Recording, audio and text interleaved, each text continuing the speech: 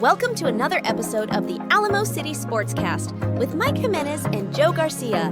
Make sure to subscribe and hit that like button. Join the discussion as we broadcast live from beautiful West San Antonio. And remember to tip your hosts as it helps the show grow.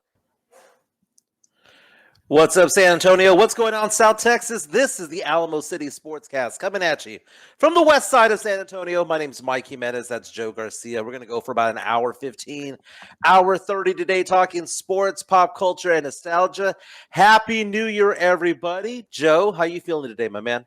Feeling good, man. Been a good winter break here, and people were telling us, man, your last show was December the 20th or 20-something, and I was like, me and Mike need some time off, man. We need a winter break. It's good for not only for our mental health, but we have families we want to spend time with this time of year, Exactly, and that's what I'm doing right now. I'm over in Conroe, Texas right now. My girlfriend lives out here in Conroe, so visiting her and her family.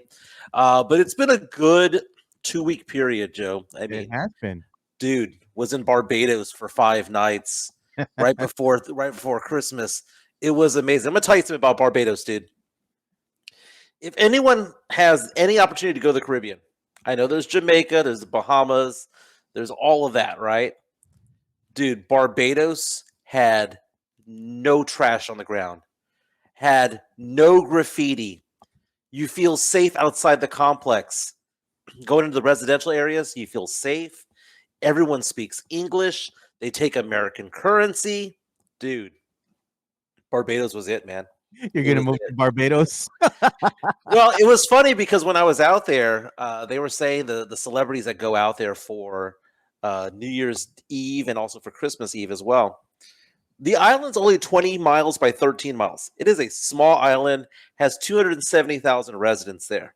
Yeah. You go up and down there, it's beautiful water, it's a beautiful beach. It's basically off the coast of Brazil for crying out loud. Had no idea it was that far.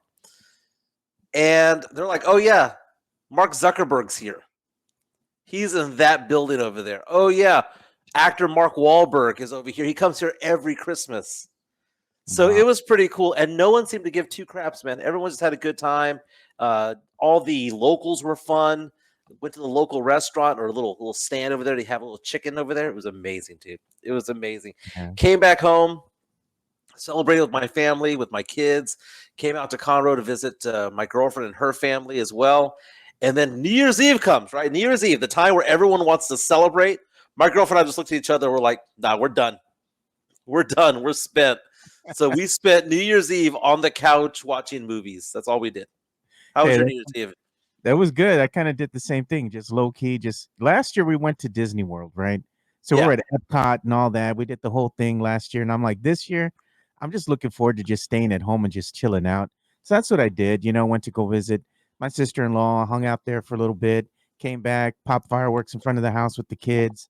We're on the Puerto West Side, so you know what happens at midnight, dude. Oh, I know, man. Guys light up, So that was good. Marbach did not disappoint again.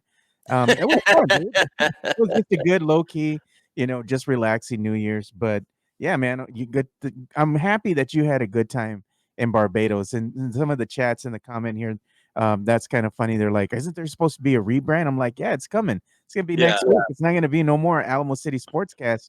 Mike's known about this for a while. I've told him it's gonna be Area 210 moving forward. So yeah, we're gonna have some changes coming in. And I think, with the rebrand, it just gives us more time to actually talk about a lot of things that are happening here locally and not just pigeonhole us into talking sports. We can talk about whatever we want, Mm-hmm. Be a good time. Saying he played cornhole for 2 hours and then went to bed at midnight before New Year's Eve, man. He says the new virus and allergies kind of got to him. Oh, that norovirus. Dude, there were a lot of people who I saw that were sick around this time. I kind of dodged it all. Joe, going up and down the streets of Barbados, I see this stand. I posted photos of this on Twitter a couple weeks ago.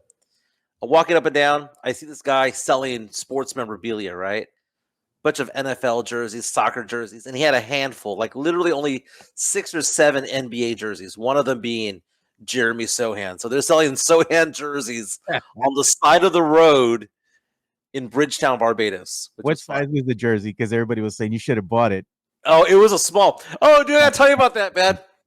Everybody in Barbados is super skinny, man. super skinny. They walk So them out or me like a tonto ran out of chones after 3 days over there, and he what? had 2 more days to go. I decided I was going to go buy some chones, right? So I go to this one store. It's in the locals area, right?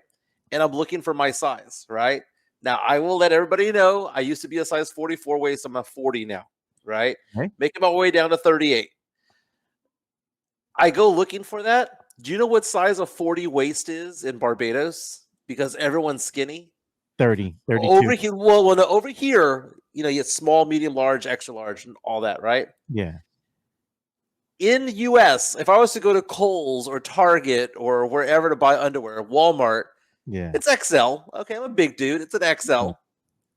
In Barbados, waist 40 is 5XL. Damn. I was like 5XL. Dude, you're considered to be extra large in Barbados if your waist is 34 or bigger. Dude, You're 5XL. you're morbidly obese. Dude, everyone there is lanky, man. Everyone there walks around like a hieroglyphic, man. Everyone's just so, man. I was like 5XL. What kind of crap is this? I'm like normal in San Antonio, but in Barbados, I'm 5XL. Jeez, bro.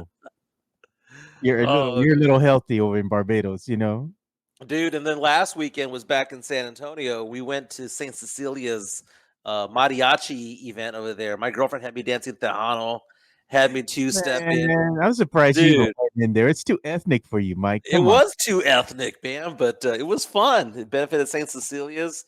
Got to hang out with some friends from Holmes High School from back in the day. That was fun. So, yeah, it's been a pretty eventful last 2 weeks. I'll say this about my girlfriend. She doesn't sit around, man. We go do stuff. Yeah. But New Year's Eve, though, we were Look at this. toast. Marocco Vaso says in Barbados, you're a la verga side. 5X, dude. 5XL. ALV a la verga. Oh, look, your nephew. my nephew, Nate, I'm a saying large. I'm a large in Barbados. Jeez, bro. Yes, I'm a plus size model in Barbados. Yes, exactly. You'd be laying down on the beach, plus size. Exactly.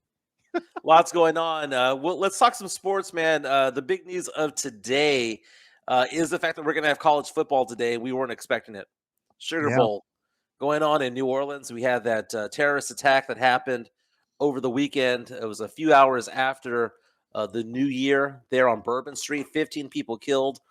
The perpetrator, the person who did this, from Texas, former Army soldier. He went over to Afghanistan and was part of U.S. forces over there. Craziness out there. Lots to figure out when it comes to that. Fact of the matter is that the authorities believe that more than one person was involved. But that delayed the Sugar Bowl between Notre Dame and Georgia. Yeah. New Orleans is where football takes place, man. If I'm not mistaken, isn't the Super Bowl this year in New Orleans? It is, man. So, I mean, that's just a month away. So, it's kind of crazy. I was just talking to my girlfriend about this. You talk about bucket list items, and part of it is to celebrate New Year's Eve in a big city, whether it be watching the ball drop in New York or go to Miami or New Orleans or wherever, right? I mean, I know San Antonio, we have that big event at Hemisphere Park downtown. Dude, after this, Joe, I don't think I'll ever go to a New Year's Eve celebration that's in a major city.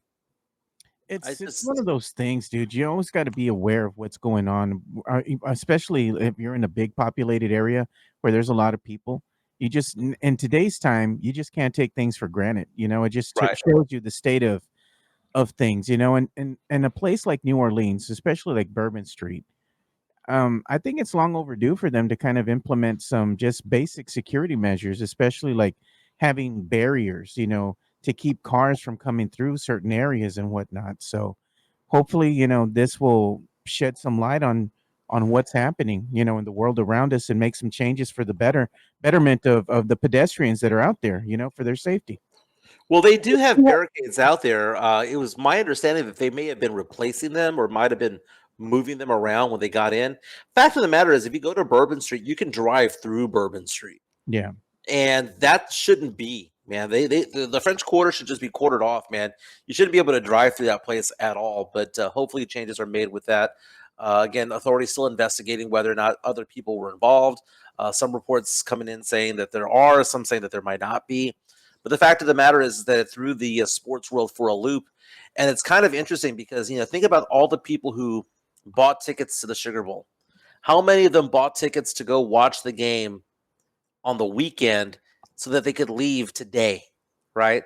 Yeah. So that they could leave on the 2nd because the game would have been on the 1st. They could leave on, dude. The dates are all off for me right now because we've been off and whatnot. It's Thursday. To me, it feels like Monday, right?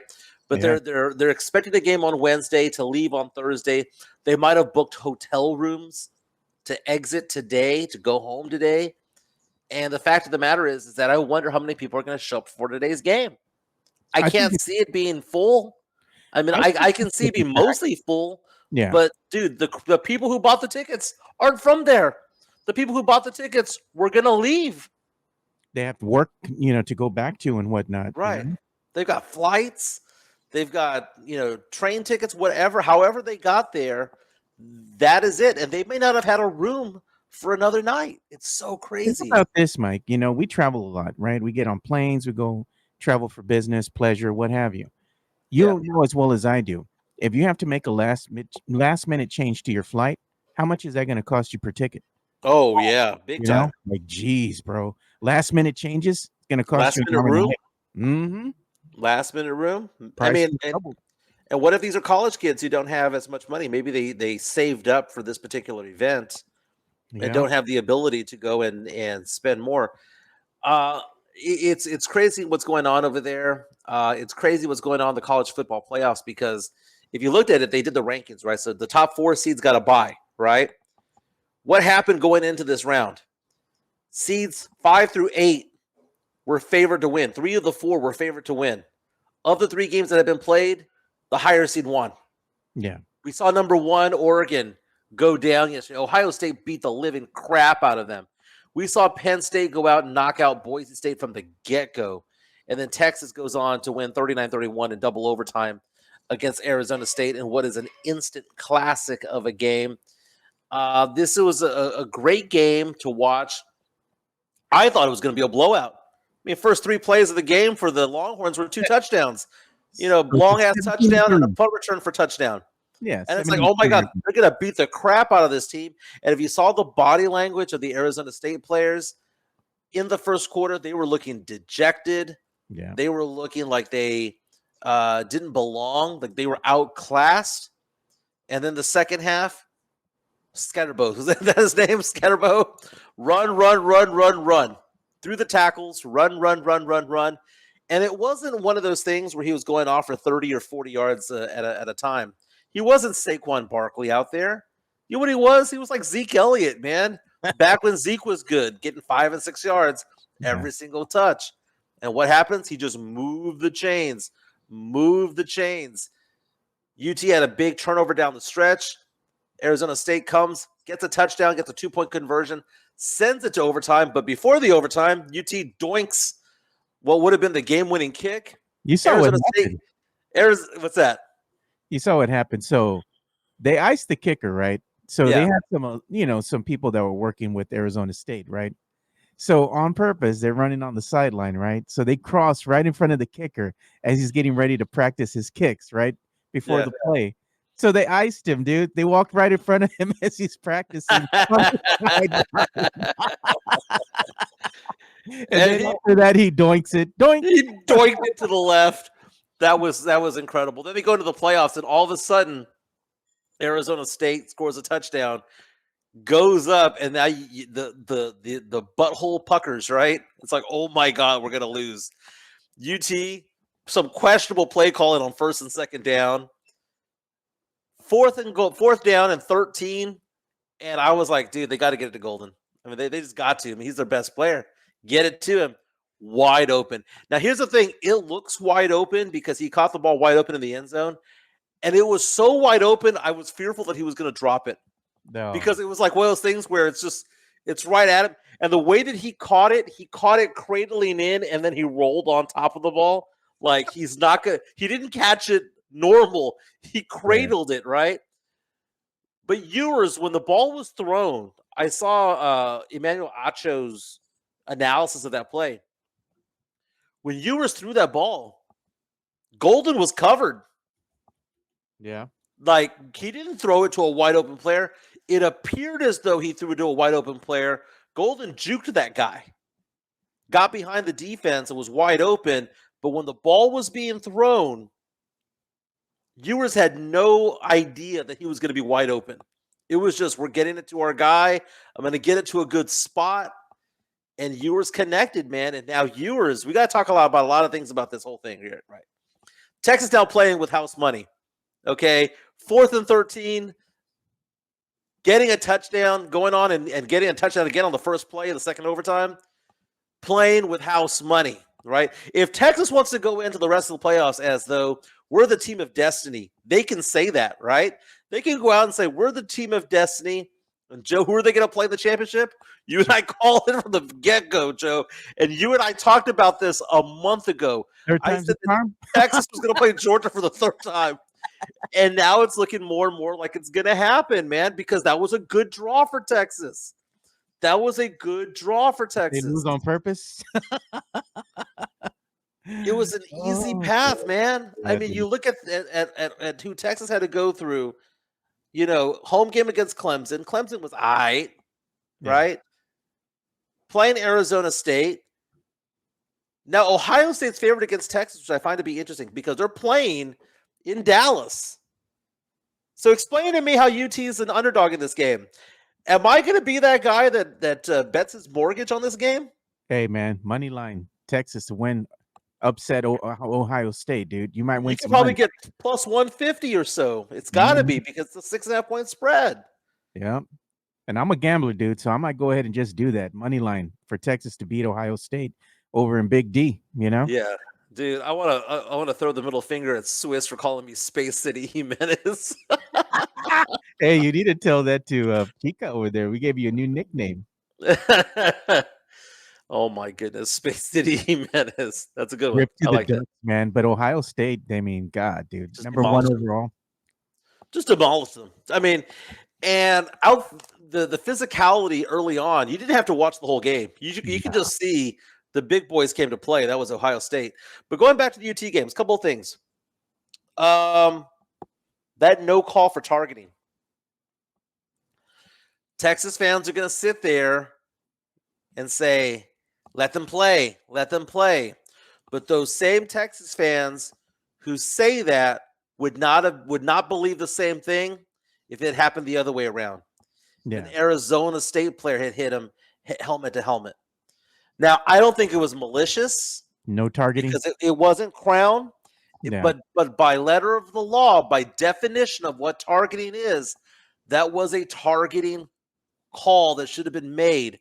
Not gonna lie, I respect the fact, though, that the officials picked up the hanky and were like, we're not going to call it because the officials didn't want to determine the game. And the officials knew the intent of that player was not to hurt the other player. Okay? It was a bang-bang play. He didn't lower Crown. He didn't juke upward. He didn't do anything that looked as though he was trying to hurt another player. It just seemed like it happened just by coincidence, by chance, that it was head-to-head. And for the officials to say, we're going to interpret it that way, ballsy. Also wrong, but ballsy. Okay, that was ballsy. The fact of the matter is, though, is the letter of the law, that's a foul. That's a 15-yard penalty. And that could have cost them the game. I was watching ESPN earlier today, and they're like, well, yeah, but they could have just stopped him on 4th and 13. None of that means crap. Who gives a shit? Game was over, man. I mean, who gives a crap? The fact of the matter is you don't give another team another chance and then say, oh, well, because, you had a 90% chance of winning later on, that what happened a minute and a half before doesn't matter. It does matter. Texas benefited from the officials picking up the hanky. And you know what, Joe? I have no belief that if it happened the other way around, that if Arizona State had done that to Texas, that they would have picked it up. Nah, man. Conspiracy Mike says that the NCAA would rather have UT out there than Arizona State. Who's better for ratings, man? That's right. And what does ratings do? Get you more money, right? They get you more money. So we got introduced, and this is the weird thing about college football, is that running back from Arizona State, everyone was all about, right? Everyone was like, oh my God, he's running out there, just 4 yards in a cloud of dust, 5 yards in a cloud of dust, scatterbo, right? Everyone's all about him yesterday. Did you know he finished fifth in the Heisman Trophy voting? He wasn't nobody. It's like he wasn't a scrub, bro. Come on. Yeah, exactly. He's not a scrub. He was fifth in voting in the Heisman Trophy Award. Yeah. But what a name, dude. What's his name? Scatterboo? So he goes off for almost $150 yesterday. Quinn Ewers with that touchdown pass. We got to talk about his draft stock, Joe. Man, the thing with Quinn Ewers, dude, this is it, man. When he's on, he's good, But I just think as far as consistency goes, Arch Manning is that dude, man. I think Ewers is kind of fallen off a little bit.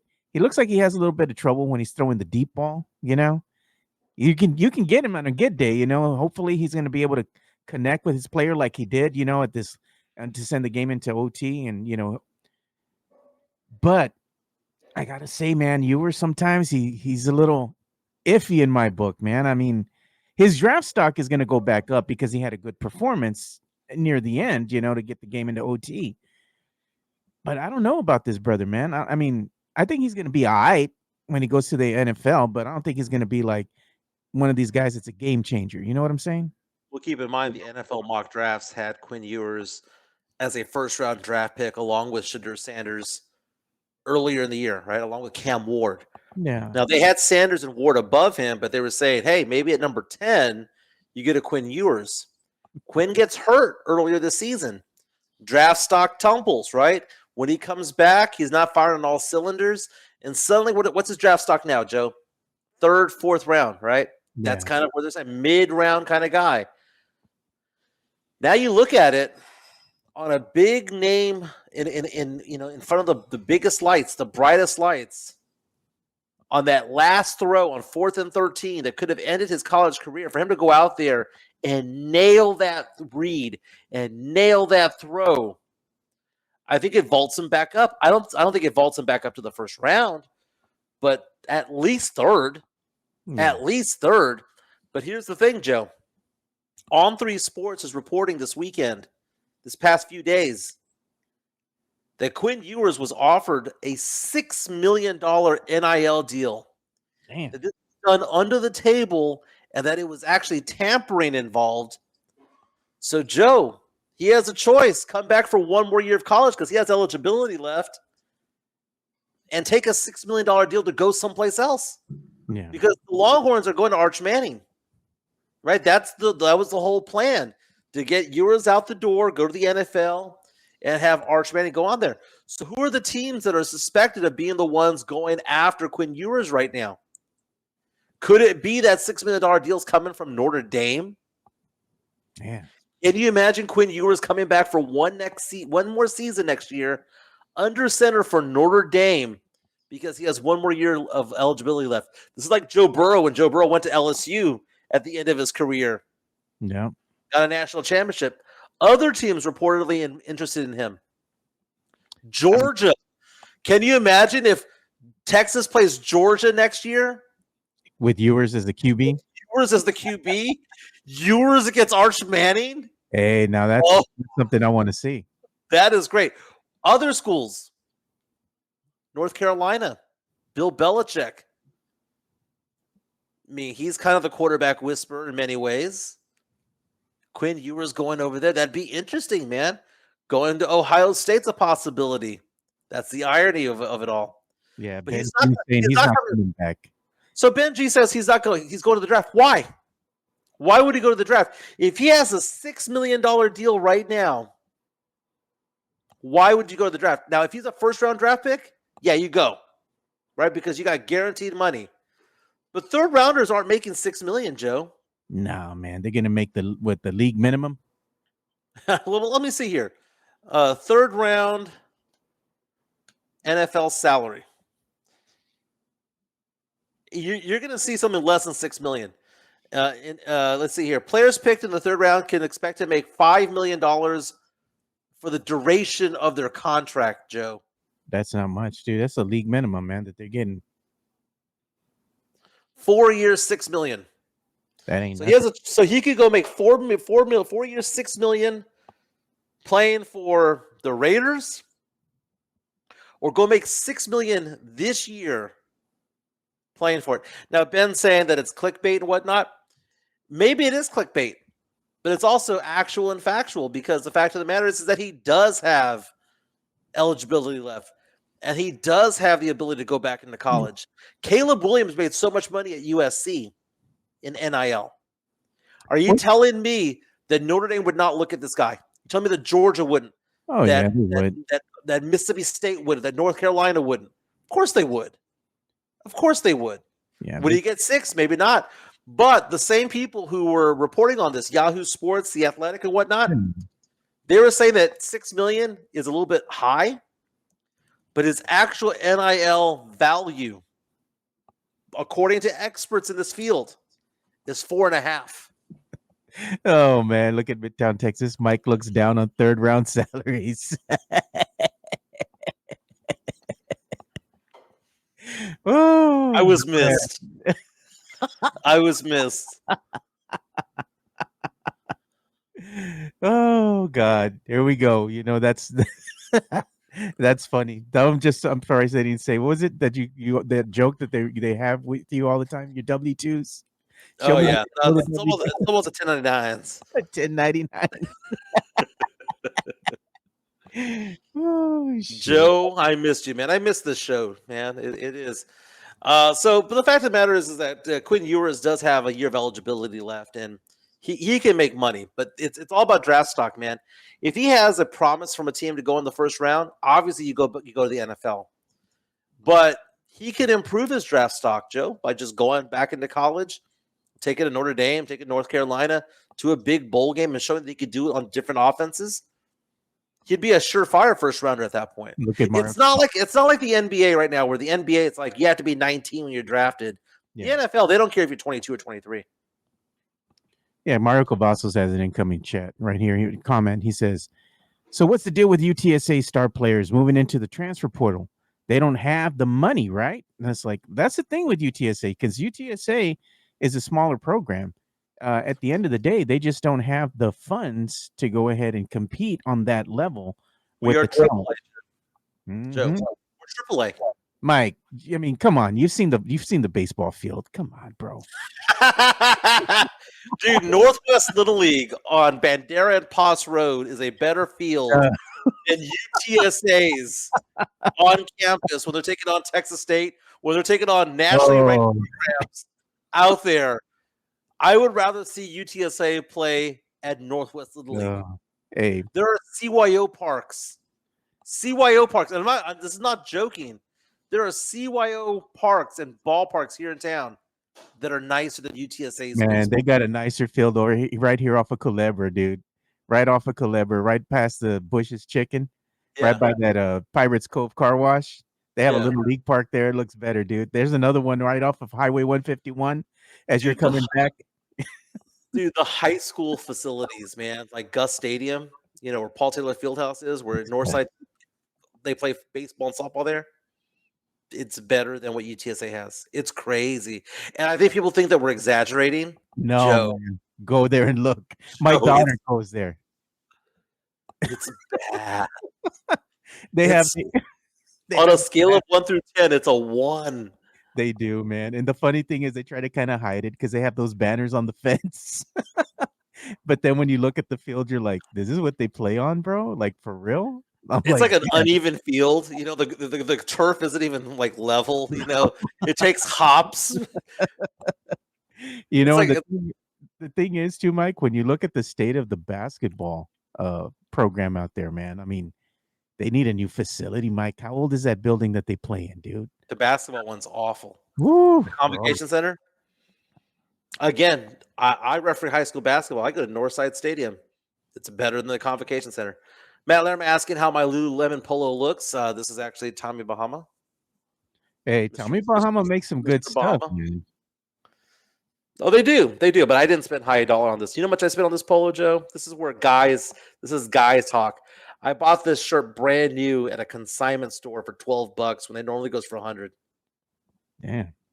Brand new in the Woodlands. What's the name of it? Plug that store again. You said where you get all the stuff. Uptown Cheapskate. Yeah, there you go. There's one on 1604 in Culebra, right next to the Home Depot, and then there's one right next to the Flying Saucer in Huebner Oaks. Now, I mean, don't get me wrong, I buy off the rack also. I mean, I buy it from the store, but these high-end places will have brand new clothes, high-end brands, and just people just didn't wear them. And, they have the tags on them and everything. So cool. Look at this. This is funny, Jacob Eric. The QR codes they flash when somebody does a good play to donate money. Shaking my head. He's talking about UTSA. Remember back in the day at VJ Key Field over at St. Mary's when the Missions would play? Yeah. When they'd hit a home run, they'd bring a bucket around so that you can give the player $1. Tragic. That's what they're doing here. But you know what? I mean, in all honesty, man, UTSA did leave it up to the students, right? Hey, do you want us to increase your tuition so we can go ahead and get some more money here for the sports program? And they all unanimously said, nah, F that, dude. They don't want to raise their tuition. Yeah. Mario's asking, am I drinking a Coke? I'm drinking a Coke Zero. Coke Zero. Zero sugar. Joe, do you have a New Year's resolution? I do, man. Actually, my New Year's resolution is to start living healthier and losing weight this year. So my goal for this year is I want to lose anywhere between 40 to 60 pounds. Yeah. And I'm actually going to wind up getting some assistance here because I'm going to wind up getting some a nutritionist involved, and they're going to help me eat better. And I'm going to be working out a lot this year. And the other thing is I'm going to try those GLP-1 injections, dude. Oh, really? Yeah. So it's kind of pricey, dude. I'm not gonna lie. It's like $200 a month, but I mean, hey, got to get healthy, bro. Oh no, I know people who are on that, man. They've lost a ton of weight. I'm upset because I gained 6 pounds during the holidays. So I'm from being down 25 to now being down just 19. But I'm back down to 20. Right? We'll talk it up to love weight because you're out there going out to eat with Chica and whatnot. No, it's Barbados, dude. It was vacation. It was Thanksgiving. It was Christmas Eve. It was Christmas. It was New Year's Eve. It was all of that, dude. So I went out yesterday and I went to Hot Works. I did a workout over there, did a walk. Instead of doing a year-long New Year's resolution, I'm going to do 12 30-day resolutions. And today's resolution is going to be to walk 75 miles on my app. The Walk My Map My Walk app. Yeah, that's what I'm going to do. People ask me the question, "What are consignment stores?" Okay, it's like what is Peter's Closet, for example, is a good one. Okay, so let me explain this, Joe. You know how like there's like really high end steak, right? There is the high end steak of like. You could go and get one over at Morton's or at Ruth's Chris, right? Yeah. And then there's the low end steak, which is still good, but you go to Outback, you go to Chili's, right? There's a difference between the two, right? I don't go to the low end consignment stores, right? The most common consignment store that you'll find is Goodwill. And don't be wrong, I have found a thing or two from there over the years, but it's like a needle in a haystack. Right, you go over there ain't nothing there except for some randomness, right? That might pop up. I one time found a really good dress shirt there. Really? Yeah, one time found one. That one time went out there. But there are higher end ones. You mentioned Plato's Closet. Okay, that's cool. But Uptown, Cheapskate, and all that stuff, they only deal with brand name clothes. You're not getting, clothes from Kohl's there. You're not getting clothes from JCPenney. You're getting or Burlington Coat Factory. They only deal in high-end clothing that people don't want. And it has to be of like really good condition. You're not getting anything ratty. You're getting something that either has never been worn or it's only been worn once or twice. You can tell, right? And there's certain sides of town. Alamo Ranch has one. You have a lot of them on Broadway, going up to Terrell Hills and Alamo Heights. You have some in Stone Oak. People, dude, this shirt has $100, dude. It's $100 shirt. I bought 4 of them, 4 different colors, right? They're $100 each. You go online, they had brand new tags on them, Joe. They had never been worn before in their entire lives. No. $12 each. Look at this. Sam Salinas, no irregulars like what they used to sell at Solo Serve. Solo Serve? No. No. Well, Mike never went to Solo Serve. Remember that one? Never did. I'm assuming I know. I'm assuming Solo Serve is kind of like Ross, right? But don't get me wrong, I do go to the store and get it off the rack. But my girl likes to call it bougie on a budget. Yeah. We go out, we look at the different stores, and Macy's and whatnot will have their clearance items and stuff like that. I mean, it's brand new clothes. It's all that stuff, but it's getting the most that you can, the best that you can, off of sales, clearance, all that stuff, dude. It's good brand stuff, man. I love that. Like this shirt. By the way, when you're like, oh, I never went to Solo Serve as a kid. I was like, no, bro. I never did. You never went to Wieners, La Feria? You never went to any of those stores? La Feria, no. I've heard of it, but never went. What about Mervin's, bro? You went to Mervin's back in the day. Went to Mervin's. Mervin's in Montgomery Ward. Yes. So people are asking, asking this whole thing about consignment shops, like donated and stuff like that. It's not like donated, dude. It's not. It's a lot of it is people buy clothes that don't fit them, got them as gifts and just don't want them, and they go off and go over there. I think that consignment stores, people think it's like Goodwill or it's like Salvation. You go over there, it's high-end fashion for like pennies on the dollar. I mean, and people don't realize those stores exist. We might have to add them on as a sponsor, Mike. People don't realize that it exists, dude. You're already wearing the clothes, so there you go. I mean, dude. Okay, first of all, would I rather have this shirt for $100, or know that somebody wore it maybe once or never at all, and get it for 10 or 12? What if somebody wore it, man, and they just put it, wash it, and then they go ahead and sell it, and they had skins, man. You can get they have when they look at those clothes, dude. It's not Goodwill, dude. Goodwill will sell fucking anything, dude. They look at it and they go, "Is this quality material? Is this quality done?" It's a different type of thing. So I take it you go to Goodwill, they say Goodwill, Mike goes, ugh. Throw up in my mouth. Goodwill. There ain't nothing at Goodwill worth wearing, dude. There ain't nothing there. Oh. You know what? I found a tie there one time that I bought. I found a tie and I found a dress shirt one time. Goodwill has some good stuff, dude. I brought a pair of Dockers there that I still have, and they still fit me, dude. Do you know what my girlfriend says they have a lot of? And we went there. We went to Goodwill maybe about 3 or 4 weeks ago. I bought her some flowers, right? Yeah. And she goes, "I need a vase." And I was like, "Okay, where are we gonna go?" And she goes, "We go to Goodwill." She goes, "Goodwill has the vases, and they're like $1 or $2, man." We're gonna have Valentine's Day coming up, right? And everyone's spending all this money not only for the flowers but for the vase and all that. Dude, just go to Goodwill. They've got a ton of them there, dude. They're like $1 each. Go grab one. Balling on a budget, your nephew says. That's right, baby. That's right. Mike buys his clothes from FBI raids. You never went to Falas Paredes? The hell's that? Oh, Mike, man. Come on, dude. Now, I did Bells. All right. Do I get some props for Bells? You know what I'm going to do? That Chopper's World. Do you know what I'm going to do? What I'm going to do?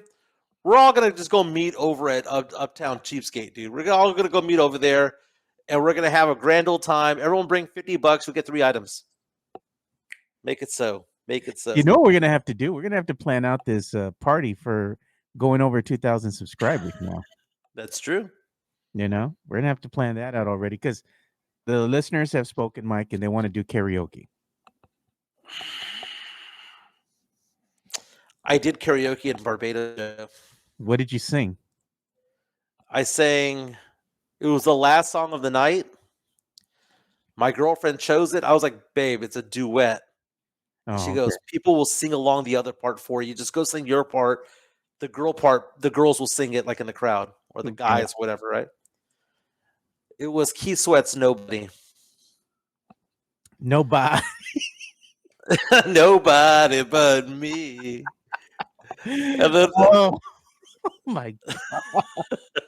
I want your body to the very last drop. Dude, you would have had me dying if you were up there I singing want and you I to thought, holler when you want me to stop. I was drunk. I was drunk off my ass, dude. Francesca and I were drunk bowling in Barbados. It was proof that it's not a real sport because we kept on getting strikes and spares drunk off our "Jeez, ass. bro. Look at y'all were having a good time out there at the bowling alley, dude. I could tell Yeah, Mike had a little too much in him. The yeah. We'll eyes do don't lie. karaoke. Yeah. When you're out there doing the bowling with Francesca, I was like, the eyes don't lie, Mike. We were in love and in drunk. Yeah, you were little. Yeah, you had a little too much. Very nice. Hey, let's talk about the Spurs, man. No, God. Uh, dude. We have to, man. All right, the Spurs are above 500. We should all be happy that they are. Who would have thought they'd be above 500 at the new year? Stephon Castle in the is he in the doghouse? He's Stephon been Castle. sparingly. When we left this program, Joe, and we went on our 2-week break, Stephon Castle was the number 1 pick on the NBA rookie ladder to win Rookie of the Year. And ever since then, what happened? Ever since then, they've decided to play him, let's see here, 13 minutes against Philly, 17 against the Knicks, 19 against Brooklyn, 8 minutes, dude, 8 minutes against Minnesota. They finally unleashed him for 23 back on New Year's Eve against the Clippers. I almost feel as though, Joe, they have no desire to have him win Rookie of the Year. I even think, Joe, that it's in the team's best interest money-wise for him not to win Rookie of the Year. Would they be willing to screw him over that way, like the Cowboys screw over their players? Because he wins Rookie of the Year, he gets clout. He wins Rookie of the Year. When he has to re-up his contract, he can say, dude, I was Rookie of the Year. I honestly think they don't want back-to-back Rookie of the Years. Because what else is out there? Why did he lose his minutes? I know Sohan came back. I know Vassell came back. But why the hell is he losing minutes to Trey Jones? Get the F out of here. Trey Jones ain't going to be on this team next season. Why is he losing minutes to Trey Jones? Trey Jones, Something happened, Joe. Something happened. He's in the doghouse, and he's not even the 6th man. He's not even the 7th man. Not even the 8th man. Joe, he's the 10th man on the team now. maybe 2 weeks ago, 2 weeks ago, he was in contention and in the driver's seat for Rookie of the Year. What happened? What happened? Look at that. Chris Gonzalez says, I think Pop made a phone call about Castle. Wouldn't doubt it. You know, the thing is, you know what's going to be Trey Jones' name next season, Mike? Gone. He's going to be gone next season. Yeah. He's not going to be around. You know, I think they're going to go ahead and keep Castle. But the kid should be playing more minutes. I mean, he's a damn good player. I don't know what the issue is. You know, they go and they roll out one Jeremy Sohan, and I know all the fans are enamored with Jeremy Sohan. I'm still here, Sohan. I love Sohan. What happened when he had the opportunity to win a game? He bet again with the fucking 3-point shot, dude. Come on, bro. If that was Stephon Castle. You know those gifs of that guy chunking those 3-pointers, hitting the backboard only, no rim? Sohan missed the entire rim. Yeah, man. I'm like, God, dude. Now, he did have a game earlier in the last couple of weeks where he was 3 for 3 from 3-pointers. And he increased his average went from 18 to 28%, still bad, right? But man, what was he even doing in the game at that point, Joe? They're down 2 points. They need a score. Put in Castle, dude. Pull him, man. He ain't no damn good out there in crunch time, dude. If you get the ball to Sohan with like 10 seconds left on the clock, go ahead and make a shot. That brother ain't gonna knock it down. Be real, man. What was he doing camping at the 3-point line? He was trying to get the ball to Harrison Barnes, dude.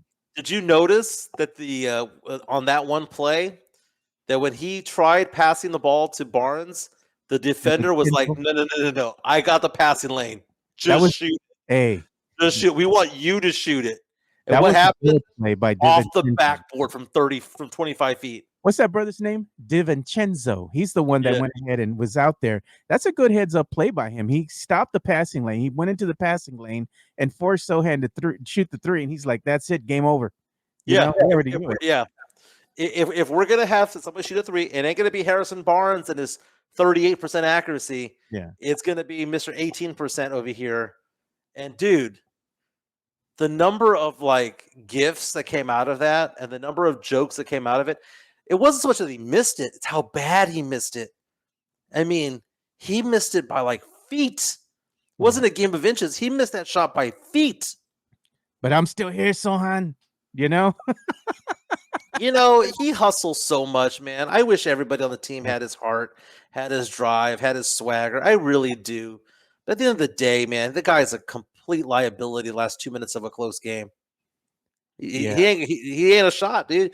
You're 4-on-5 when it matters. Yeah. Yeah. Okay, he gets a dunk. His effective field goal shooting percentage is up to 55.5%, which is closer to where we need it to be. We need to be in that 56, 57 range. He's getting there. He's getting there because he's not shooting threes. Look at but that. Again, it just shows he doesn't make anything outside of 1 foot. David Outwater. Sohan has a huge hit in that shot. Dude, that's the hitch of hitches. That's Elaine from Seinfeld dancing, dude. That's what that looks like, man. I told you all this before. That's his shot. Dude, how is that? How are you? And I don't want to hear it. Well, he's a young player. Dude, he's in year 3 of the NBA, dude. Come on. Enough of this shit about the Spurs' young core. They're not young anymore. Devin Vassell's been in the league for 6 years, right? Keldon's been on there for so long. What did Chris Paul say? You got to stop with that young nonsense already. You got to start calling them out. Yeah. Oh, Matt Larimer's going to. Oh, well, he can play defense. Great. He's a one-sided player. I'm still here, Sohan. He's a one-sided player. I'm still here, Sohan. At that point, when you needed a bucket, he was in the game, and he showed that he can't get a bucket. Man, you don't want to believe in this Sohan so bad? He can go get a dunk.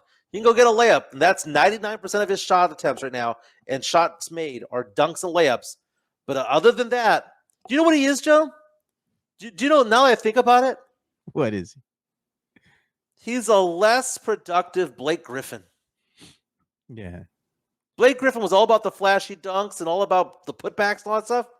Blake Griffin sucked outside of 5 feet. I'm going to let in some light here to Spurs fan to show you how much Jeremy Sohan cares about the game, right? This brother has been seen out in public an hour and a half, 2 hours before tip-off at the club. At the club? At the club. And then what does he do? He goes straight from the club to the game. How game ready do you think he is, man? Come on. Mm-hmm. I mean, this is something that not only some of my good friends have seen and observed, and it's been known around town. I mean, if you're out there in the who's, the good places to be in and around town, you'll see him out there. Like I said, an hour and a half, 2 hours before tip-off, still at the club, and you're like, didn't this brother play for the Spurs? Why is he still here? Mexican Junior saying Blake Griffin's post game was better than Sohan's. That's what I'm saying. He is less talented. And don't give me Matt Larimer coming out with Sohan as Dennis Rodman. Enough with that shit. Enough with that if he really shit. wants to buy, he can go buy his hair. It's going for $1,000 right now on He's eBay. a wannabe Dennis Rodman, dude. Dennis Rodman was on a different level, different category. Don't even start. You know where they're alike. Neither of them could play offense. That's where they're like. Neither of them could shoot. Please, enough with this Dennis Rodman. Enough with this Draymond Green comparison. Because Draymond can actually Draymond can make a bucket outside 3 feet if he wanted to. But he has green hair, Mike. He's got green hair. He's got green hair. Absolute liability when it counts, dude. I mean, think about that. Imagine saying, dude, we have this player. He's really, really good. We all love him. But, if it's a tie game with 2 minutes to go, you don't want him out there. Yeah. You know why they're playing Zach Collins right now as well? all of a sudden he's DNP, DNP, DNP, and then all of a sudden they start inserting him. You think Spurs fans would put two and two together? This is what's going on with this brother. They probably shopped him around and said, "Let's see who's interested in doing a trade with us for Collins." You know what happened? Everybody said, "Nah, we good." So they have to play him again. We're like, "I sorry, bro. We shopped you around. Nobody wanted your ass." He's getting stats, dude. He gets stats Yeah. because he, like I said, he does certain things pretty good. He's a good finisher on layups, dude. Like finishing breaks, stuff like that. He's pretty good at that, right? Yeah. But he has no turnaround jumper. He has no bank shot. He has no 3-point attempt, 3-point shooting ability. I mean, what's the opposite of a stretch four? He's a condensed four. Condensed. Is that what he is?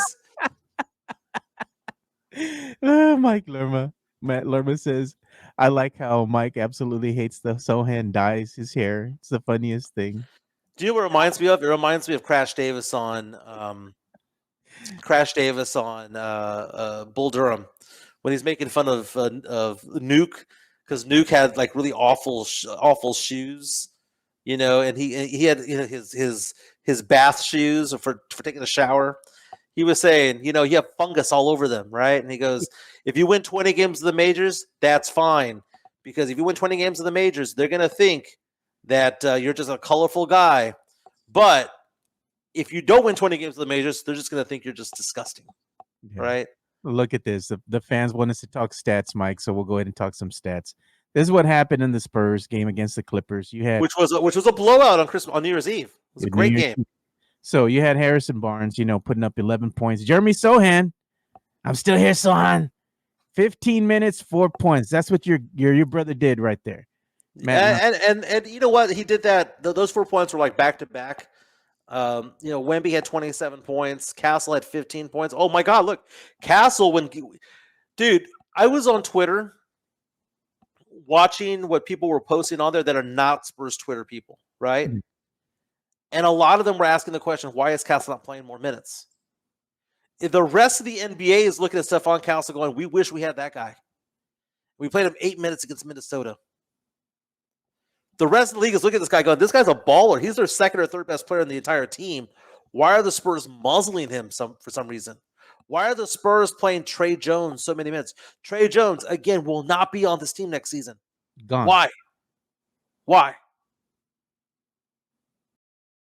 And asking if Castle got the start against the Clippers. He did not. Sohan does have a back injury. So he tweaked his back and missed the second half of the game against the Clippers.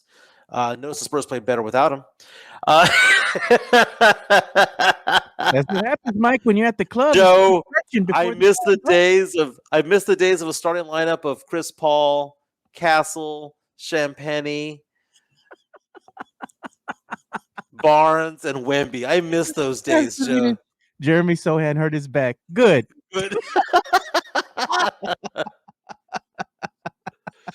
So watching the game on New Year's Eve on TV, and my girlfriend's sitting on the couch next to me watching the game with me, and she sees Champagne's name. She's okay with the Spurs. Yeah. She doesn't really follow the NBA very much, but when she does, she follows the Spurs.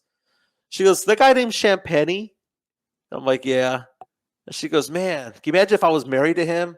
My name would be Francesca Champagny." She goes, "That's a great name." Champagne, popping bottles. That's what what's his name? Fernandez calls him. Yeah. Popping bottles.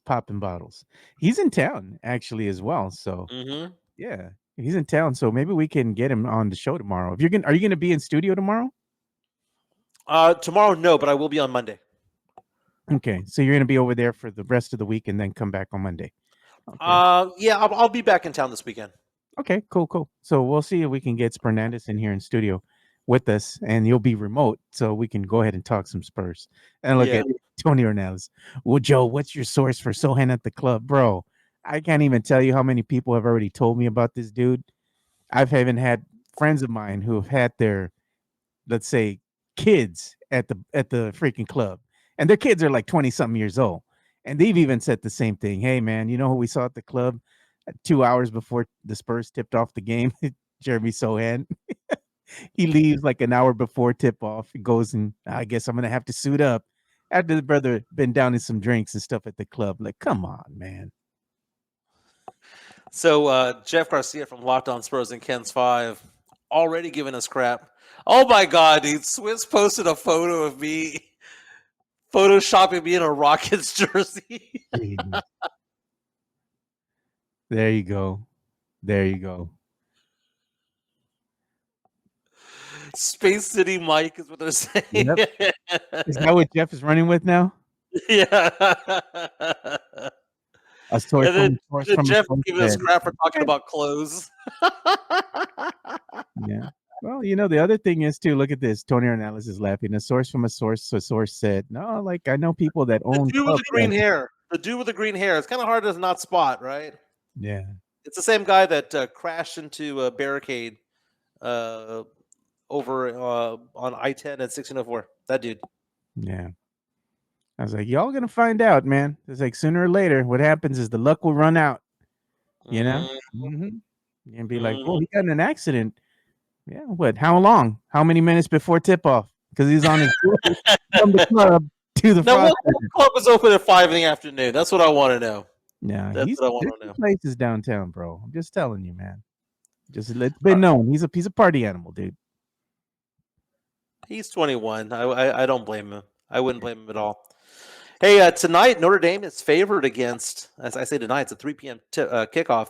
Notre Dame is favored by 1 over Georgia. Are you surprised that Notre Dame's favored over a Georgia team that I know they have 2 losses, but it's Georgia, and they're playing in the South. I don't know, man. It's surprising to me that Notre Dame is favored because Georgia. I just think Georgia's a better team. I think Georgia's going to win this game. Over under is 45, so Vegas has this as a low-scoring game. They picture this as a 23, 22, 24, 21 type of game. I don't know, man. I see fireworks in this game. I think Georgia's going to blow them out the water, dude. I hope so, dude. I hope so. I hate Notre Dame, dude. I hate Notre Dame so much. What do they call it? Notre Dame. Yeah, if you were to give me like the rankings of teams that I hate the most, Joe. Yeah. Let's have this conversation about the teams we hate the most, right? Just programs or whatnot. Number 1 for me, the Dallas Cowboys. Fucking hate the Cowboys, okay? Dollar, Mike, dollar. Number 2, I'm going to say Notre Dame. Number 3, I'm going to go ahead and say the Lakers. Number 4, the Yankees. And I'll say number 5, and people are going to be all like, oh, he's just saying this. I really can't stand the Rockets. Oh, but you're there's man. There's a big gulf between 4 and 5, though. Like, I really can't stand the Yankees. The Rockets, I'm like, I don't like them. But, yeah, that's where we go. That's where I go. You got to tell Francesca now your new nickname, Space City Jimenez.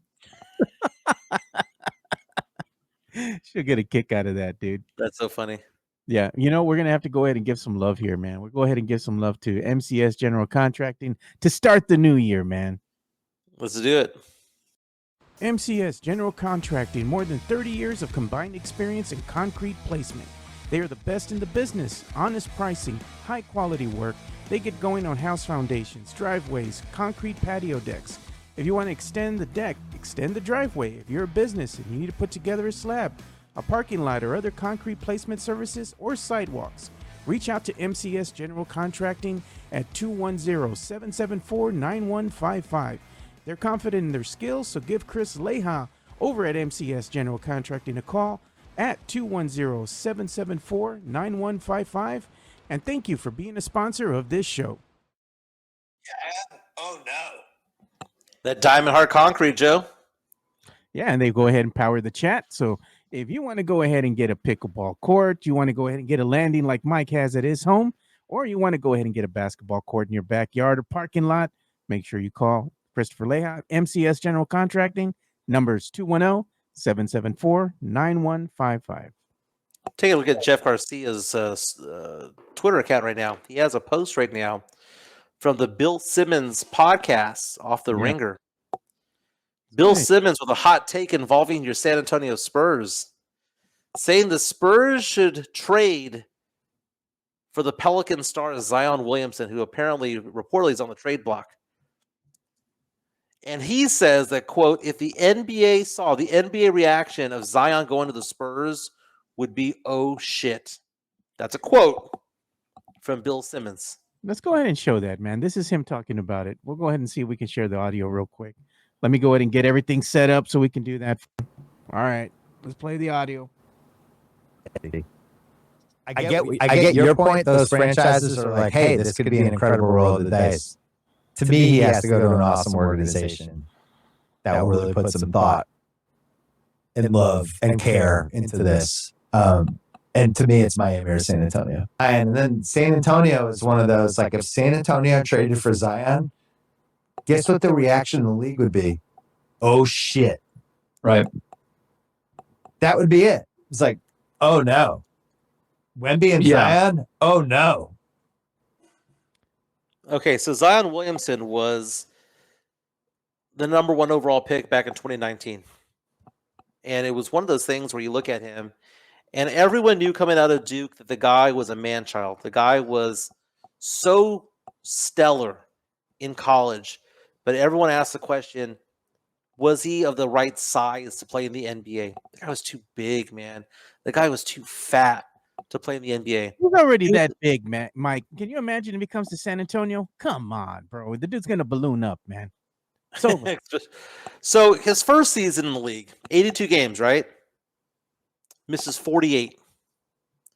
Now he does play 61 games the year after that, but the third year of his career, missed 43 games. This year has played in only 6.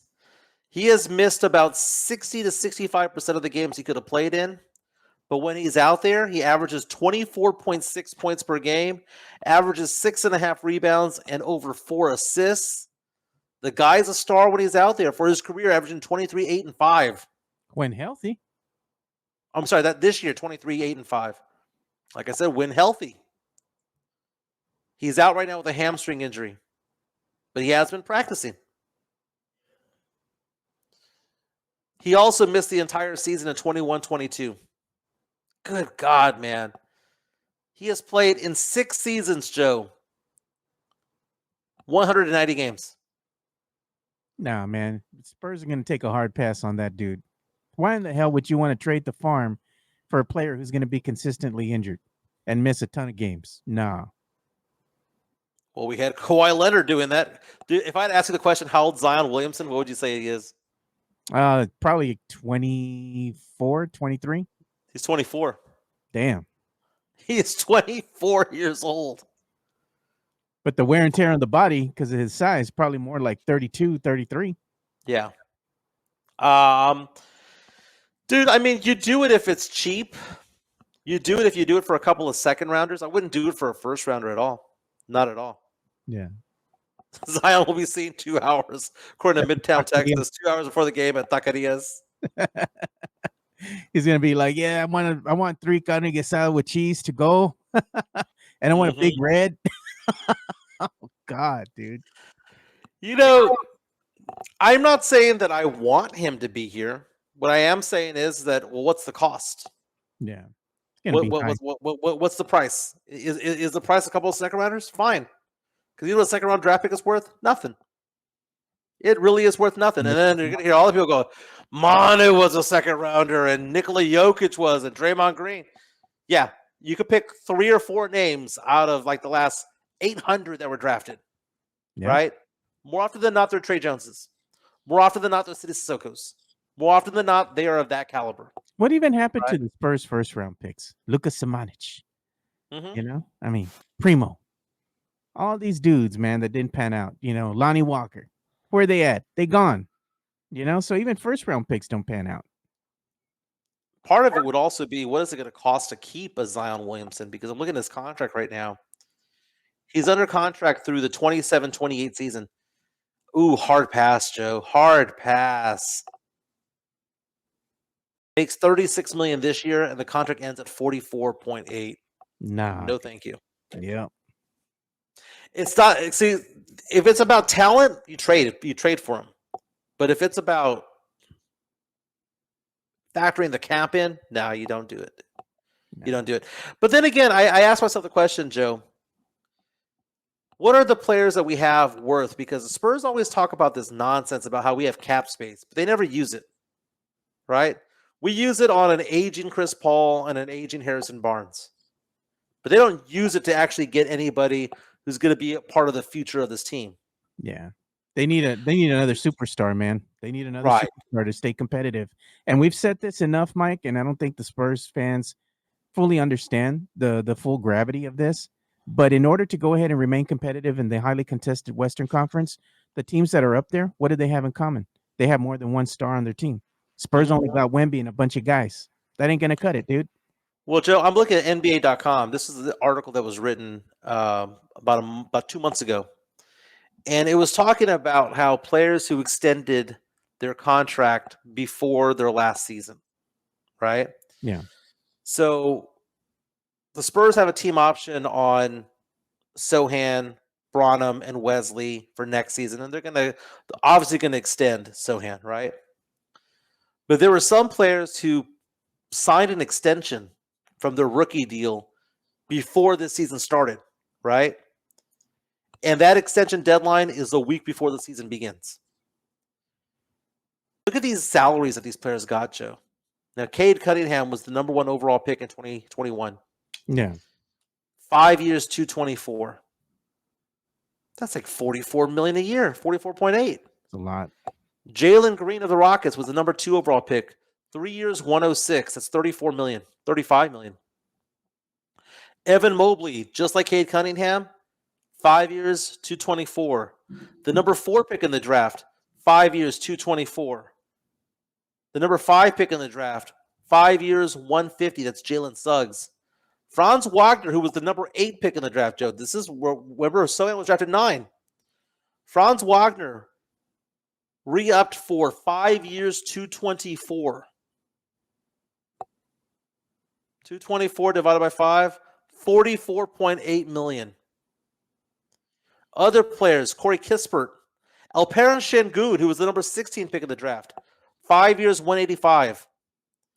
So we're going to use that as a template there. 185 divided by 5, that's $37 million a year. Yeah. Can you imagine the Spurs offering Sohan $37 million a year? Nope. Pass. Hard pass. His going rate's probably 30, Joe. Look at this, Sam. He's a Salinas. restricted free agent at the end of not the end of next season, not the end of this season, the end of next season. Next season. Sam Salinas is saying, wait, we have players who have grit, hustle, and heart. That's got to be worth something in the trade market, right? Mm-hmm. No. What do you think Sohan's going rate is in the trade market? Spurs want to go ahead and trade for him. You know, trade him off to another team. How attractive would he be? I would say Sohan is probably worth a pick somewhere between 8 and 15. First round pick. Yeah. If you package him up with some other players like Keldon, for example, or Vassell, or, you know, even let's say Collins.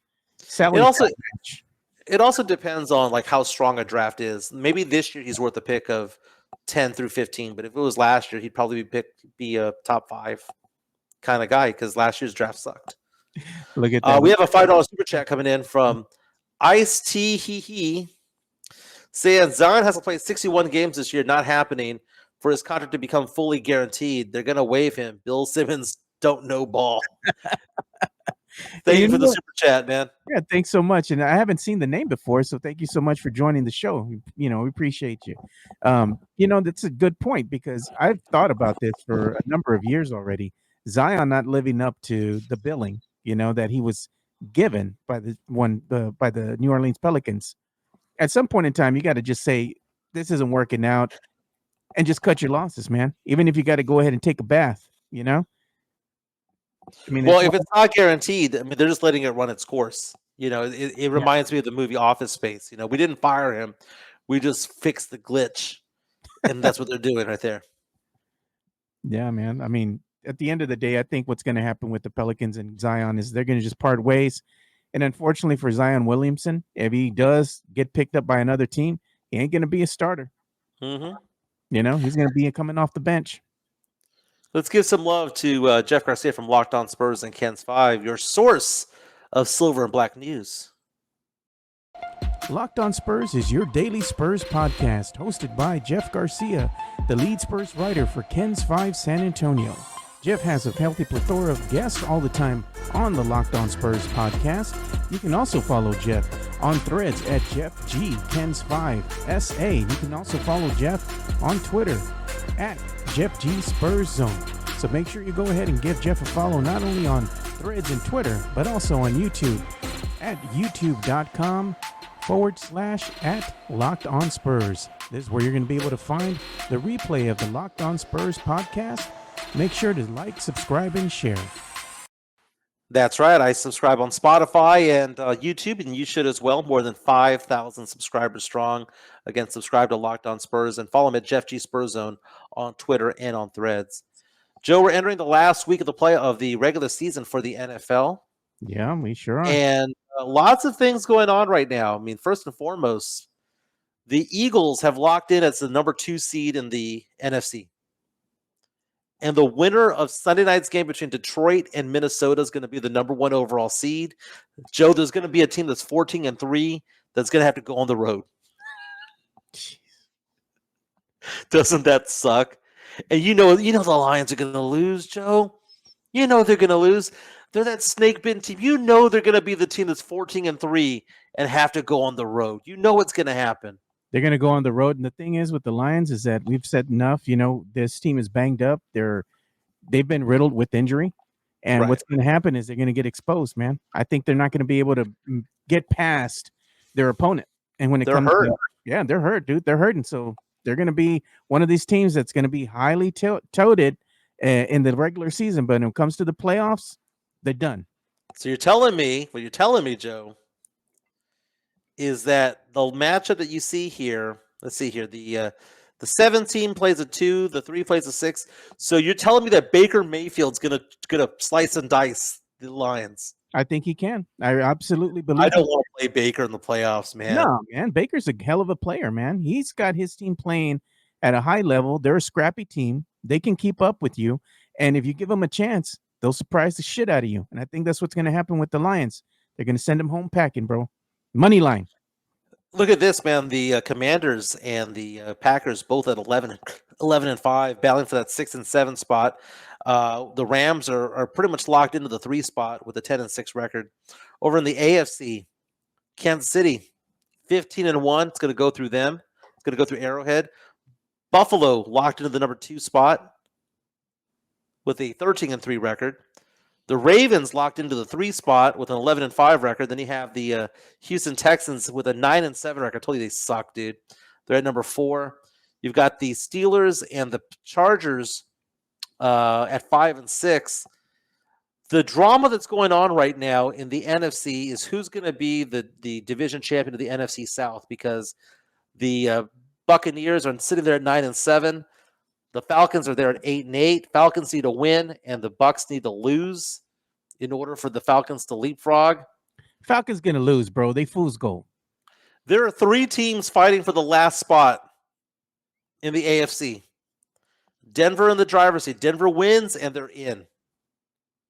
If they don't win, Miami and Cincinnati are sitting there at 8-8. Cincinnati, who was dead in the water 4 weeks ago, has won 4 in a row and is now 8-8. Joe Burrow having himself a season. But that's funny. The other thing to talk about also is the fact that Saquon Barkley has decided to sit out this game this weekend, 101 yards away from the all-time rushing record for single season, with that record that's belonged to Eric Dickerson for 4 decades. He could have gone out and gotten that record. He decided just to call it a season and just wait for the playoffs. Joe, your thoughts on that? I think it's a smart move. Why would you want to go ahead and play the last game and get injured? A.J. Brown got hurt for the Eagles a couple of years ago. Exactly, man. In a meaningless game. I can see why some fans would be upset, because they're like, we want to see the record broken. We want that record to belong to the Eagles. But remember, he sat out a game in the second half earlier this season. He said, "Let the young guys eat." Yeah. He could have already broken the record, but Saquon, dude, I'm sorry, man. The regular season doesn't matter. It's all about the playoffs. It's all about the playoffs. They want to be healthy. What happens when you start getting up there in age, right? And at Yeah. the end of the day, you get perspective. You're like, you know what? Like you said, regular season is meaningless. I actually want to win when it comes to moving further along in the playoffs and maybe even going to that Super Bowl. You know, that's what players want at the end of the day. They could Right. care less about records in the regular season when you're already getting of a certain age. You know, Saquon, he wants to win at the highest level, man. So I respect it. Hey, did you see the Pro Bowl rosters were released today? No. NFL Pro Bowl rosters released today. Breaking news. The breaking news is that there's no Patrick Mahomes. The quarterbacks of the AFC, Josh Allen, Joe Burrow, Lamar Jackson. You can't argue against any of those three, dude. You really can't. Running backs, Derrick Henry, Joe Mixon of the Texans, Jonathan Taylor of the Colts. Fullback, Patrick Richard of the Ravens. Receivers, Jamar Chase, Jerry Jeudy, Nico Collins of the Texans, and Zay Flowers. Tight ends, rookie Brock Bowers of the Raiders and Travis Kelce. Offensive line, Deion Dawkins of the Bills, Laramie Tunsil of the Texans, Rashawn Slater of the Chargers. Guard is Quentin Nelson, Joe Thuney, Trey Smith. Defensive end is Myles Garrett. Looking for other big names out here. Cornerbacks, Derek Stingley Jr. of the Houston Texans made it. Patrick Surtain of the Broncos. Minka Fitzpatrick of the Steelers. Let's go to the NFC. Quarterbacks, Joe. Wow.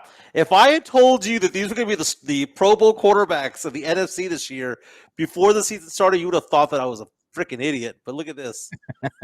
Jared Goff, Jaden Daniels, Sam Darnold. Jeez, bro. No Dak. No Aaron Rodgers for the Jets. No Brock Purdy. It is Goff, Daniels, and Darnold. Running backs, Saquon, Jahmyr Gibbs, and Josh Jacobs. Wide receivers, Justin Jefferson, Amon-Ra St. Brown, CeeDee Lamb, Terry McLaurin. So we have one Cowboy right there. Kittle and McBride are the tight ends. Looking for Cowboys here. Tyler Smith of the Cowboys, offensive guard. Micah Parsons. And that's about it for the Cowboys, man. Oh, Brandon Aubrey. Oh, Kamante Turpin. Special teams. Special teams. Even if Dak was healthy, do you think he'd be named to the Pro Bowl? Hell no. Not this year, man. No. Not this year. Joe, what you got going on when it comes to pop culture, man? You watch anything on YouTube or Netflix or Hulu? Yeah, so we got something to report for pop culture news, man. That's why I'm wearing my X-Wing fighter hat today. In memory of one, Angus McGinnis. He's a Star Wars actor that died at 77. He was in the original film. You know, he's the guy that says, stay on target, stay on target. Pour some out for the brother, man. He died at 77 years old, man. So, yeah, wearing this in remembrance of the great Angus McGinnis, man. So R.I.P., man. You know who he is. R.I.P. I watched a movie on Hulu last night. It's the #1 movie on Hulu called Amber Alert. And it stars Hayden Panettiere. Yeah. Also stars one of the guys from what's that show on ABC? Oh my God. It's the one the teachers. I don't know, whatever it is, but Hayden Panettiere's in it. Guess what I found the other day, Mike? Remember we're talking about fragrances, right, for men? Yeah. Back in the 90s and all that. And I liked this fragrance, dude. I ain't gonna lie. It was a cologne, right? So I was doing some Christmas shopping, late, Christmas shopping, getting some last minute things before, I think it was a week and a half before Christmas. And we were already on winter break. So guess what came in? And I'm going to show you guys, dude. And you tell me what you think, Mike. This is a fragrance of the 90s. Polo Sport, my man. Hey, you're going to pull out a bottle of Jupe. There you go. I got it. I was like, man, it smells like the 90s, Mike. Dude, when I was at that church event, that Tejano event, it smelled like Old Spice and Brute in that place. Oh God, man. What was that one that they used to have back then? The musk. What was that one musk? Remember, it was in that little dark bottle. It smelled like crap, dude. You would smell it all the time. Like if you went to the club, you were going to the Tejano clubs over on the south side, that Noche Caliente. The dudes would be spraying that stuff all over them, dude. It was nasty, dude. Disgusting. He again with a $5 super chat saying, "Why so many Texans Pro Bowlers? They suck." Or so you say, Rocket Mike. Where are the Saints and Seahawks? The Cowboys? Forget about it. Well, some of the players that you see on the roster there for the like Stingley, for example, and I mean Stingley is a lockdown DB, so there's nothing you can say about that. Also went to LSU, but on top of that, Nico Collins, before he got hurt, was on pace for 2,000 yards receiving. Nico Collins arguably could be, behind Jamar Chase, the second best receiver in the AFC. So he is definitely a Pro Bowler. Laramie Tunsil being a Pro Bowler makes perfect sense because he's one of the best offensive guards in all of the NFL. So you're really not gonna get away from those three. I didn't look to see if the Saints had any. I don't think the Saints deserve any, to be honest with you. The Saints only have 5 wins this year. And the fact of the matter is that right now, let me see here. Did my Saints have any Pro Bowlers? Let me see here. Saints. I see no names. Not really looking for them, but I see no names. But Brandon Aubrey making it is an interesting thing, man, because I mean the guy folded down the stretch, but I mean he was their best weapon that they had out there. I mean he's an amazing player. Man, I like that they're already cooking you, dude, on Twitter, on the X. Oh, what did I do wrong this time? Oh no, just that Swiss put you up there in that Rockets jersey. Space City Mike. Hey Joe, go on my Twitter feed. Yeah.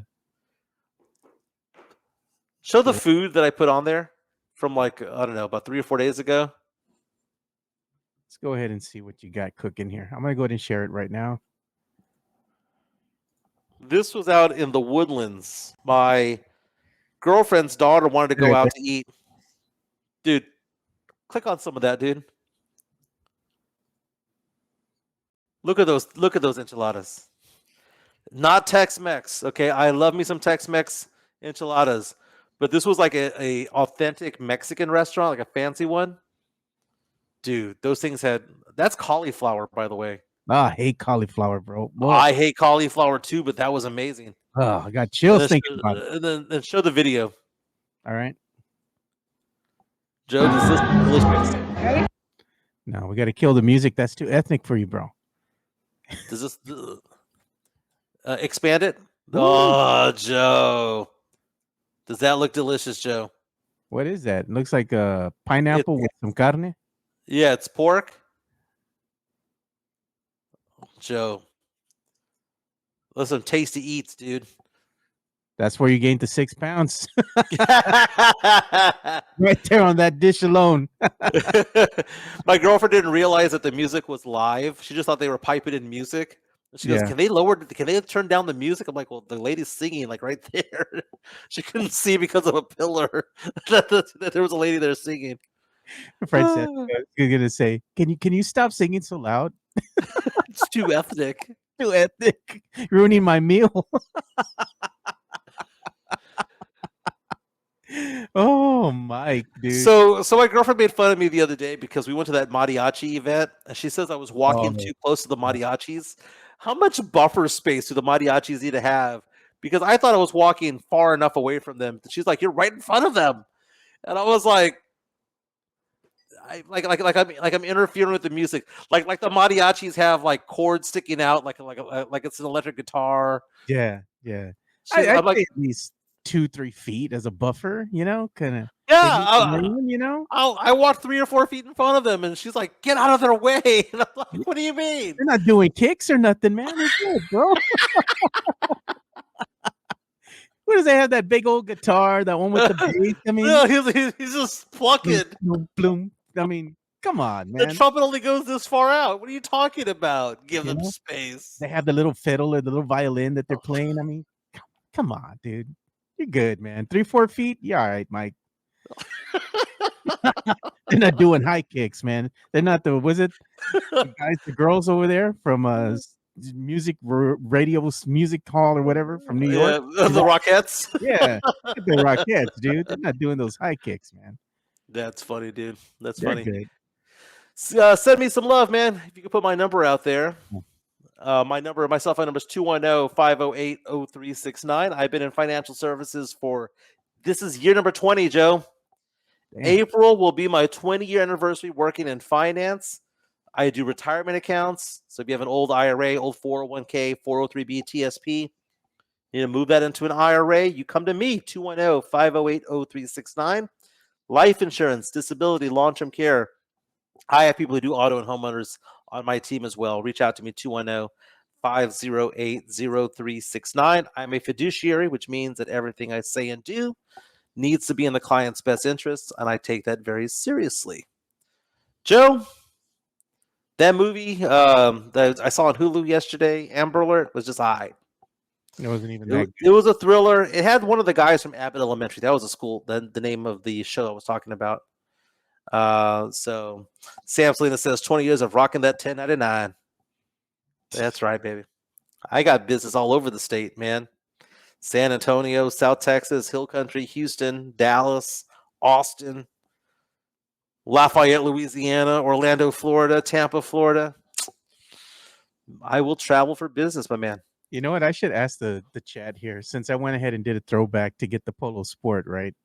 Yeah. What else? What other fragrance should I get? That's a throwback from the 90s that no longer. Eternity for Men, dude. That one's a good one. Eternity for Men's a really, really another good one that they used to have back then. CK1. Remember that one? CK1, yeah. Yeah. I'll start looking for these. I'm gonna go ahead and get some throwbacks, dude. I ain't wearing no Tres Flores, dude. No, the hell with that. You got to put that in your hair or whatnot, dude. I'm good. The manteca you put in your hair, they sell over at Penners. Dude, my girlfriend gets mad at me. Doesn't get mad at me, but she just makes fun of me because the two gel products that I use, like one at her place, one at my place, is either Moco de Gorilla or LA Looks. La Lux. Why we gotta get all fancy with gel, man? I don't understand. I try fancy gel. Oh man, the fancy gel just makes my hair look like there's something about Mary. It's just like all clumpy and gooey. It gets white when you touch it and stuff. It starts to flake off. Yeah, dude. Moco de Gorilla is elite when it comes to gel, and for so many years, HEB would sell it in the ethnic aisle, right? The Mexican aisle next to the Fabuloso. Like, dude, put it with the rest. Come on, man. Put it with the rest. Redbird Junkie saying Drakkar Noir. Dude, that's an old school classic, man. It's like Sex Panther. What was the other one? Cool Water. Remember Cool Water? Cool Water was great, man. Yeah, because I'm fixing on looking to get new homes, right? Like I was telling you. So I should put that in the bathroom, right? When I have guests over, all the 90s colognes there on the on the countertop right there as you're washing your hands. It'd be like spraying yourself. Chris Gonzalez asking, is Space City ready for Yolanda this year? Yolanda, she's up for parole in March this year. She's gonna get out. You're gonna go get out. She's gonna get out. Y'all gonna pick her up, go out to eat. I was talking about this with a lot of people. So what if she backtrack? Retract those words. Mike, no. She did her time. She did her time. Other people get out in sooner than 30 years. She did 30 years. She did her time. Somebody gonna kill her on the outside, but she did her time. Damn. Joe gets mad. Joe gets mad. There's gonna be like 24/7 surveillance on her, right? Oh, dude. You know Jeff's gonna get wind of this and put it out there. They're gonna be cooking you today, dude. Look, all I'm saying is that, isn't justice supposed to be the same as much as possible across the board? If other people are getting out after 30 years, shouldn't she? That's all I'm saying. Not saying I want her out. I'm just saying.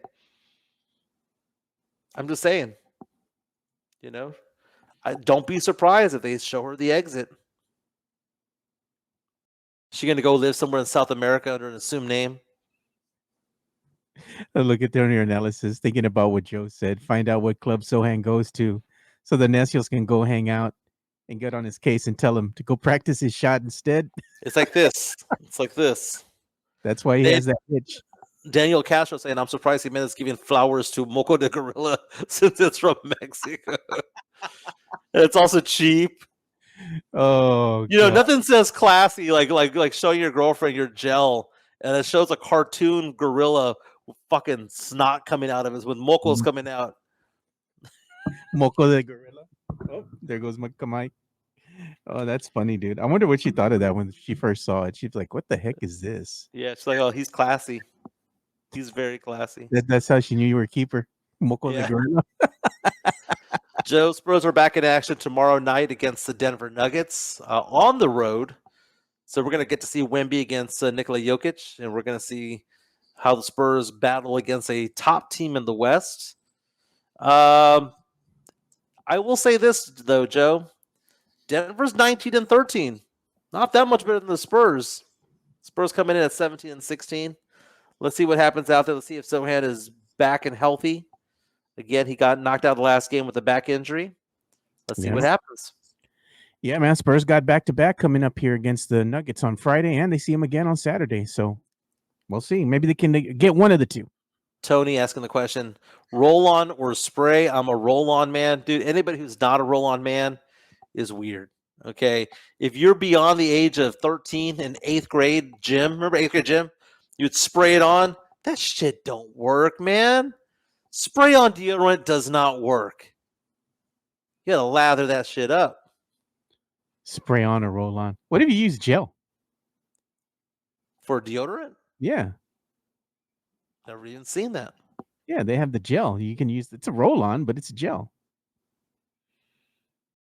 Is Jimenez still planning to match his age with his waist size? Dude, I'm like 7 inches below my size. So I don't know what to tell you, man. You're getting there. You're getting there. Going back. But my work is calling me, so I gotta let you go, brother. All right, man. We'll see you all boys tomorrow. But stay safe out there, man. Keep everybody in your prayers over there. What's going on in the world and New Orleans. And we'll see you all tomorrow. See ya.